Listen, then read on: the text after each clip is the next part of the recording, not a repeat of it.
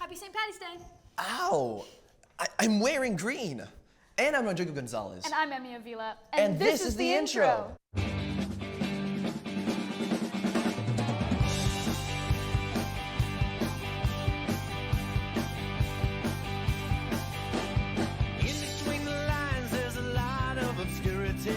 I'm not inclined to resign to maturity. If it's alright, then you're all wrong. But why bounce around to the same damn song? You'd rather run when you can't crawl. I know, you know that I'm not telling the truth. I know, you know they just don't have any proof. Twist of deception, learn how to bend your worst inhibitions, then psych you out in the end. I know, you know. I know, you know. I know, you know.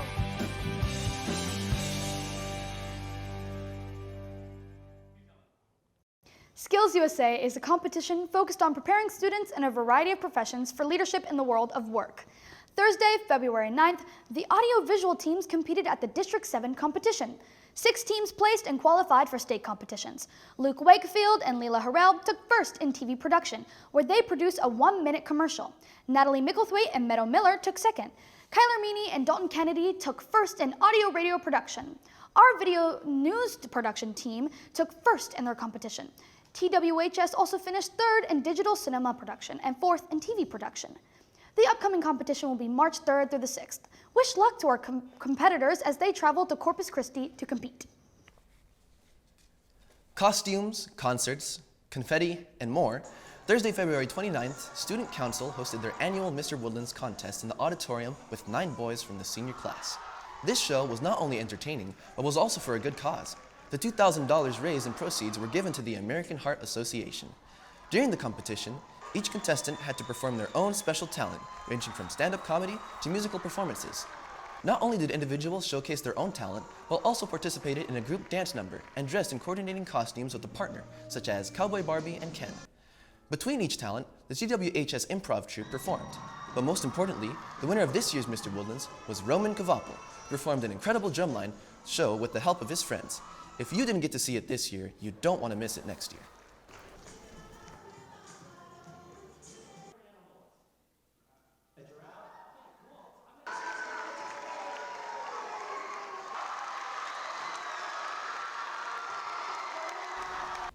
The Woodlands Marathon, held on March 2nd, is a premier running event in the Woodlands, Texas, known for its scenic beauty.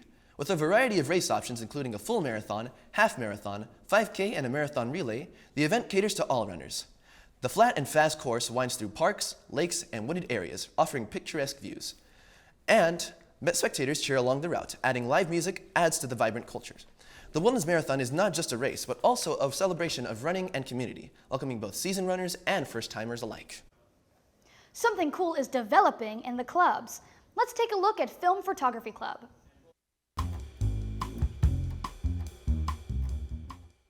What made you want to start this club? So I wanted to start this club because I've been teaching for, I think it's 9 years this year, and I started off teaching photography, and I love it. It was darkroom photography, and so we have all the supplies here already from past years, and I thought it'd be cool to bring it back, and so I brought it to Mr. McLeod, and some of his students showed interest, and so here we are. So it's a lot of learning, so because the students don't know how to use film cameras or how to develop anything, so I'm teaching them, I'll teach the officers, and then they'll teach the students. So we've made our own cameras and developed pictures. We have shot rolls of film, and then we're about to start learning how to enlarge our pictures. Come explore the art of analog photography in room 121, meeting on every Tuesday at 2:45 p.m. right after school. There's darkroom photography, film, and of course cameras. And we would love to see you there.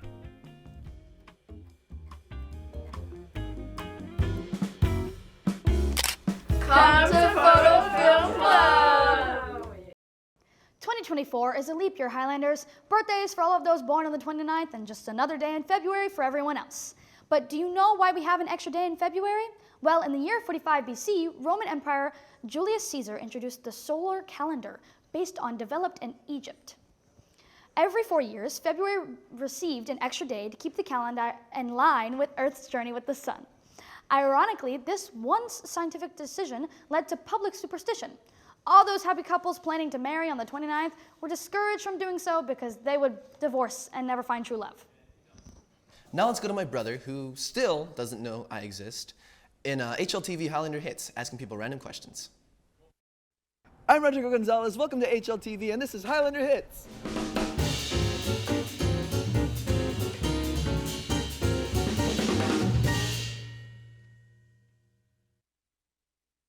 Excuse me. Do you guys want to be a part of HLTV? Yeah. Awesome. What's your names? Mia Paulson, Kelsey Winter. Name an actor that starts with the letter C. Too long. Goodbye. What is 6 times 2? 12. Good. On a dartboard, what number is directly opposite to number 1? Too slow, let's go. All right, second question. Pokemon characters are the color yellow. Why is 14 divided by 2 the square root of 7? I don't know. What is capital of Texas? Austin. All right, cool. And then the last question is, name a song that starts with the letter B. Okay, that's it. Let's go, Highlanders. And that's HLTV, Highlanders. We'll see you in the next one. Goodbye. The TWHS German program has recently competed at the state German competition. Among the students competing, almost all of them took home awards. The competitions that they competed in include research paper, skit, language comprehension, poetry, gingerbread house, and commercial video. Congrats to all the competitors, or should we say, gut begat. Ottomans, Romans, empires galore. Let's go to Alex Smeeder and learn the empire lore. It is the year 1370 AD. Rome, Britain, Russia, Persia, China. Do you think your empire is the best? Let's find out. Welcome to Review That Empire. I'm your host, Alexander Smeeder, and today we will be reviewing the Timurid Empire. The Timurid Empire was founded by Timur, a Turco-Mongol warlord descended from Genghis Khan. He started his campaign in the 1360s, conquering the various successor states of the Ilkhanate. He led armies across the Indus and successfully conquered areas of North India and modern-day Pakistan. Following his triumphs over the Golden Horde in 1394, he led successful campaigns in the Caucasus Mountains and Georgia. During the Timurid Renaissance, both Turkic and Persian literature was often used in professional settings, and the languages were often used in court. During this time, art from Safavid arts to Chinese art flourished. Timur himself was a Sunni Muslim, which led the majority of the empire's population to be Sunni as well. However, Timur was known to hold Ali, the man who Shiites considered to be the successor of Muhammad, in high regard. Despite this, Timur punished Shias who blasphemed against the Sahaba, or the companions of the Prophet Muhammad, to be blasphemers and often engaged in Sunni apologetics against Shias. Therefore, religious toleration in the Timurid Empire was often inconsistent. The Timurids' power largely fell off in the second half of the 15th century, with it being conquered by various states such as the Ak Koyunlu and the Safavids. I'm going to give the Timurid Empire a 4 to 5. I give them this due to how they held several important Islamic cities, such as Samarkand and Baghdad. However, they didn't hold the more important ones, such as Mecca, Medina, or Istanbul, or Constantinople. It depends on your religion. Just don't tell the Orthodox I said Istanbul. Also, the Mughal Empire was essentially a successor state of the Timurid Empire due to how its founder was a descendant of Timur. Well, that's all for today, folks. Thank you for watching Review That Empire. Thanks for watching. We'll see you next time. What culture are we learning today? Let's find out on Get Cultured with Alex and Melissa. Hey, and welcome to Get Culture, where today... What are you doing in my house? I'm getting you guys closure. What are you talking about? Hey, my name is Christian Noel, and my family's from Guyana. And today, we're getting culture. Welcome to the kitchen. Now, Christian, can you tell us a little bit more about Guyana? Yeah, of course. So Guyana is a small South American country west of Suriname, north of Brazil, and east of Venezuela. Oh, I didn't know that. Yeah, it's actually not heard of a lot about because it's actually the only primarily English-speaking country in all of South America. And Guyana has went through a lot of history of being colonized by different people. First the Dutch, then the French, and then the British. So we have a very intriguing culture with a bunch of different mixes of different groups. Huh, all right. Today we're making a sweet treat from Guyana, Guyanese pine tart. All right. Very delicious. So let's get started. Okay, so this lovely recipe for pine tart calls for salted butter, vegetable shortening, all-purpose flour, sugar, salt, an ice-cold cup of water, egg whites, an egg, water, crushed pineapple, ground nutmeg, ground cinnamon, vanilla extract, dark brown sugar, white sugar, and light brown sugar. Those are all the ingredients to make the lovely treat of pine tart.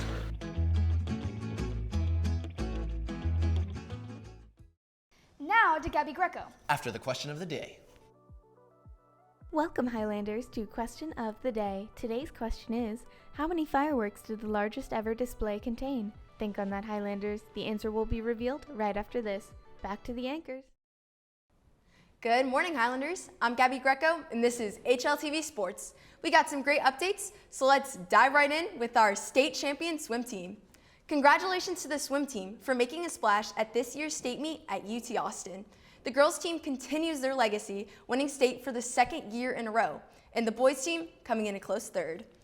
Congratulations to Zoe Nordman, who placed first in the girls' 500-yard freestyle, and Tyler Tannenberger, who placed first in the 100-yard breaststroke. The boys relay team also placed first in the 200-yard medley relay, and the girls relay team placed second in the 400-yard freestyle relay. What a great way to end the season, Highlanders.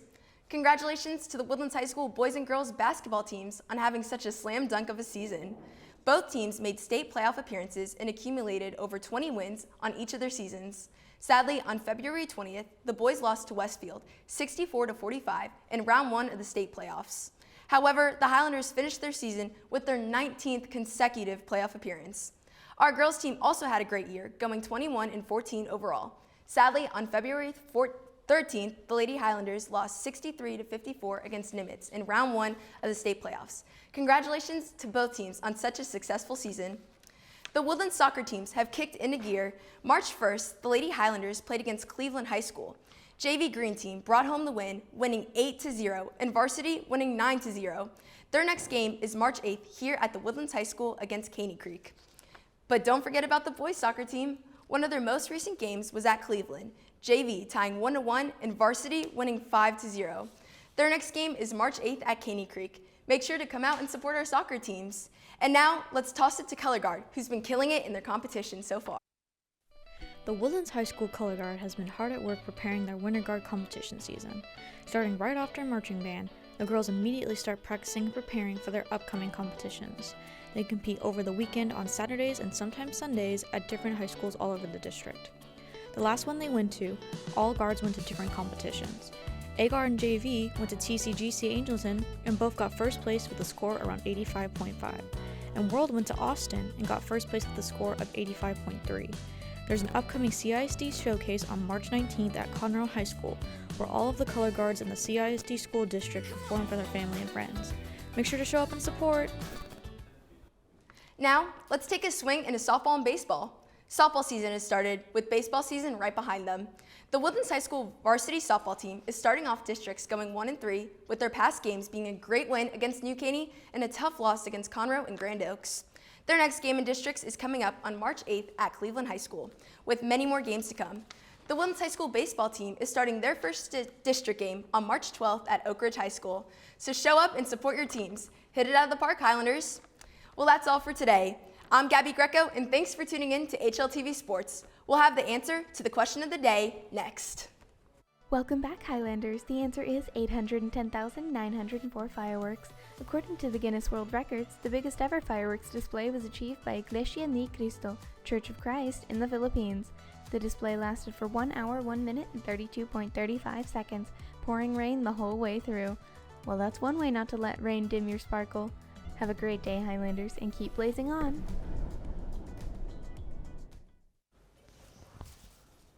Oh, for me? Well, Valentine's Day was a while ago. Spring break is about to start. Have a super fun and safe one. And that's how the Hashtag Cookie Crumbles.